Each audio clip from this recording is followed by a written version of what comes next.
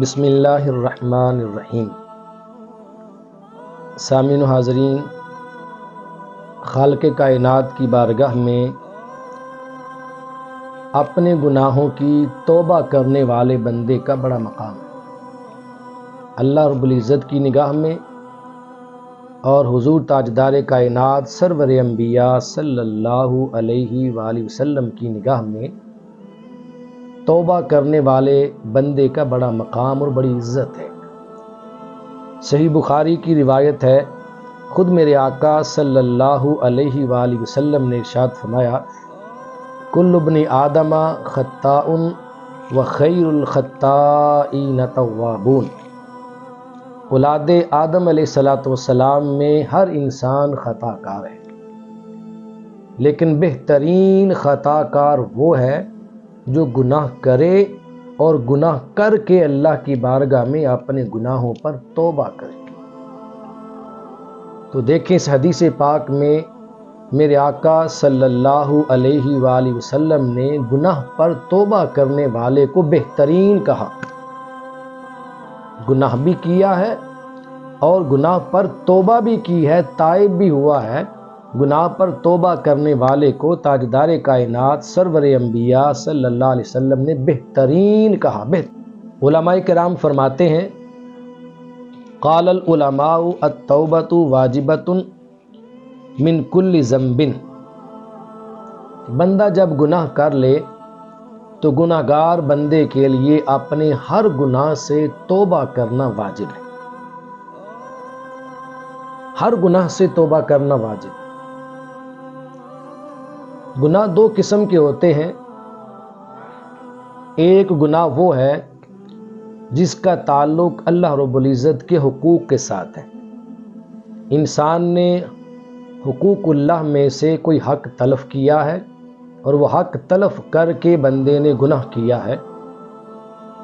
اور ایک گناہ وہ ہے کہ جس کا تعلق حقوق اللہ کے ساتھ نہیں ہے، بلکہ اس کا تعلق حقوق العباد کے ساتھ ہے۔ اللہ کے بندوں میں سے کسی بندے کی حق تلفی کی ہے، کسی کے حق کو ضائع کیا ہے۔ تو یہ دو قسم کے گناہ ہیں۔ اب دونوں قسموں کے گناہوں سے بندہ اللہ کی بارگاہ میں توبہ کیسے کرے گا؟ علماء کرام فرماتے ہیں، فَإِن كَانَتِ الْمَعْصِيَةُ بَيْنَ الْعَبْدِ وَبَيْنَ اللَّهِ تَعَالَى لَا تَتَعَلَّقُ بِحَقِّ آدَمِيٍّ۔ اگر گناہ اللہ تبارک و تعالی اور بندے کے درمیان ہے، یعنی بندے نے جو گناہ کیا ہے اس کا تعلق حقوق اللہ کے ساتھ ہے، بندوں کے ساتھ متعلق نہیں ہے، تو فَلَهَا ثَلَاثَةُ شُرُوطٍ۔ اس گناہ سے توبہ کرنے کی تین شرائط بیان کی گئی۔ احدها ان يقلع عن المعصیة، والثانی ان يندم على فعلها، والثالث ان يعزم الا يعود اليها ابدا، فإن فقد احد الثلاثة لم تصح توبته۔ وہ گناہ جو حقوق اللہ سے متعلق ہیں ان سے توبہ کرنے کی تین شرائط ہیں۔ تین، پہلی شرط یہ ہے، احدها ان يقلع عن المعصیة، کہ بندہ گناہ سے باز آ جائے، گناہ سے رک جائے۔ اور دوسری شرط ہے، والثانی ان يندم على فعلها، جو گناہ بندہ مومن سے سرزد ہوا ہے اپنے اس گناہ پر بندہ نادم اور شرمندہ بھی ہو، گناہوں سے باز بھی آ جائے اور اپنے گناہ پر نادم اور شرمندہ بھی ہو، اسے احساس بھی ہو۔ اور تیسری شرط ہے کہ گناہ کو دوبارہ کبھی نہ کرنے کا پختہ عزم اور ارادہ کر لے کہ مولا تیری بارگاہ میں سچے دل سے خلوص نیت سے تائب ہوتا ہوں، جو گناہ میں نے ابھی کیا ہے آئندہ اس سے باز رہوں گا، میں اس پہ نادم و شرمندہ ہوں، اے اللہ مجھے معاف فرما، آئندہ کبھی یہ گناہ نہ کرنے کا تیری بارگاہ میں پختہ عزم اور ارادہ کرتا ہوں۔ ان 3 شرائط کے ساتھ بندے نے توبہ کر لی تو بندے کی توبہ درست ہے۔ یقیناً رب کائنات اپنے بندے کی توبہ قبول فرماتا ہے۔ فَإِن فُقِدَ أَحَدُ الثَّلَاثَةِ لَمْ تَصِحَّ تَوْبَتُهُ، اور اگر ان 3 شرائط میں سے ایک شرط بھی مفقود ہوئی، ایک شرط بھی ان 3 شرائط میں سے نہ پائی گئی، تو سمجھ لیں بندے کی توبہ درست نہیں ہے۔ اگر بندہ اللہ کی بارگاہ میں اپنے گناہ کی توبہ کرتا ہے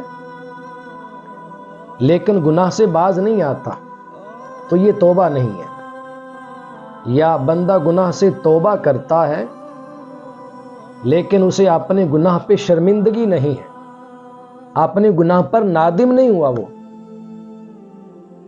تب بھی یہ توبہ نہ ہوئی۔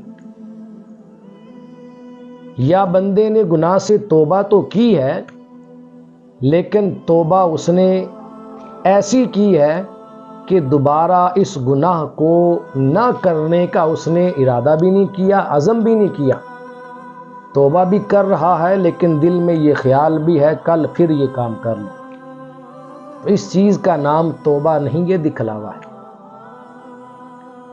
اور دوسری بات، اگر گناہ کا تعلق جو ہے حقوق اللہ سے متعلق نہ ہو بلکہ حقوق العباد سے متعلق ہو، اللہ کے بندوں کے حقوق میں سے کسی حق کو تلف کیا ہو، کسی حق کو ضائع کیا ہو، تو اس صورت میں اللہ کی بارگاہ میں اس گناہ سے تائب ہونے کے لیے 4 شرائط ہونا ضروری ہے۔ وہ 4 شرائط کیا ہے؟ 3 شرائط تو وہی ہیں جو ہم نے پہلے بیان کر دی، گناہوں سے باز آ جائے، اپنے گناہوں پر نادم اور شرمندہ ہو، اور ایسا گناہ دوبارہ نہ کرنے کا پختہ عزم اور ارادہ کر لے۔ 3 شرط یہ پہلے والی ہیں، اور 4تھی شرط یہ ہے کہ جس بندے کا اس نے حق مارا ہے اس صاحب حق کو اس کا حق لوٹائے، اس کا حق واپس کرے۔ اگر اس بندے پر جھوٹی تہمت لگائی ہے تو اپنے آپ کو حد قذف کے لیے پیش کرے، سزا کے لیے پیش کرے۔ اگر اس نے غیبت کی ہے تو اس بندے سے معافی مانگے۔ یعنی 3 شرائط پہلی ہیں اور 4تھی شرط کا تعلق بندے کے ساتھ ہے جس کا حق مارا گیا ہے۔ جب یہ 4 شرطیں پوری ہو جائیں گی، 4 شرطیں پائی جائیں گی، تو پھر بندے کی توبہ اللہ کی بارگاہ میں درست اور صحیح ہو جائے گی۔ ہر بندے کو اپنے گناہ پر نادم ہونا چاہیے، شرمندہ ہونا چاہیے، گناہ چھوڑنے کا، آئندہ نہ کرنے کا اللہ کی بارگاہ میں پختہ وعدہ، عزم اور ارادہ کرنا چاہیے، اور ان شرائط کو اپنے سامنے رکھ کر پھر بندے کو اللہ کی بارگاہ میں سچے دل سے خلوص نیت کے ساتھ توبہ کرنی چاہیے۔ تاجدار کائنات سرور انبیاء صلی اللہ علیہ وآلہ وسلم نے ارشاد فرمایا، صحیح مسلم کی روایت ہے، میرے آقا نے فرمایا، التائب من الذنب کمن لا ذنب لہ، میں اللہ کی بارگاہ میں اپنے گناہوں سے توبہ کرنے والا بندہ ایسا ہے جیسے اس نے زندگی میں کبھی گناہ کیا ہی نہ ہو۔ اللہ اکبر کبیرہ۔ جو ایک بار اللہ کی بارگاہ میں اس کی دہلیز پر، اس کی چوکھٹ پر معافی کا طلبگار ہو جائے اور اللہ کی بارگاہ میں آ کر معافی مانگ لے، اپنے گناہ پہ نادم اور شرمندہ ہو جائے اور رب کے حضور گڑ گڑائے روئے، اپنے گناہ کی معافی طلب کرے، تو میرے آقا فرماتے ہیں وہ گناہ سے توبہ کرنے والا بندہ ایسا ہو جاتا ہے جیسے اس نے کبھی گناہ کیا ہی نہ ہو۔ مطلب یہ ہے کہ گناہ سے بندہ توبہ کرتا ہے تو رب کائنات اس کی توبہ قبول فرما کے اس کے گناہوں کو ہمیشہ کے لیے مٹا دیتا ہے۔ جب گناہ مٹ جائیں گے تو بندہ ایسا ہو جائے گا جیسے گناہ کیا ہی نہ ہو۔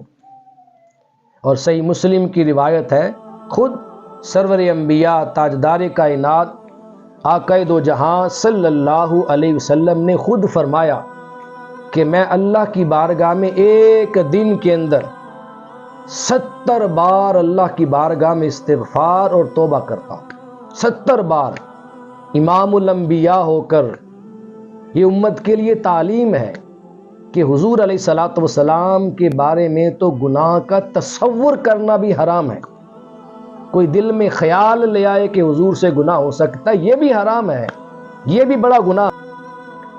حضور علیہ الصلوۃ والسلام سے تو گناہ ممکن ہی نہیں ہے، تو جن سے گناہ ممکن ہی نہ ہو، جو گناہوں سے معصوم ہو، اللہ نے جنہیں پیدا ہی ہر گناہ سے پاک پیدا کیا ہو اور گناہوں سے معصوم اللہ نے پیدا کیا ہو، وہ نبی خود دن میں 70 بار اللہ کی بارگاہ میں استغفار اور توبہ کریں، تو پھر امتی کو سوچنا چاہیے اگر میرے نبی گناہوں سے پاک ہیں، جن کے بارے میں گناہ کا تصور کرنا بھی حرام ہے، جب وہ نبی خود نبی ہو کر، رب کے محبوب ہو کر، امام الانبیاء ہو کر خود دن میں اللہ کی بارگاہ میں 70 بار توبہ اور استغفار کر رہے ہیں، تو پھر مجھ گناہ گار کو رب کی بارگاہ میں ایک دن میں کتنی توبہ کرنی چاہیے اور کتنا استغفار کرنا چاہیے۔ ایک روایت میں آقا نے فرمایا میں اللہ کی بارگاہ میں ایک دن میں 100 بار استغفار و توبہ کرتا ہوں۔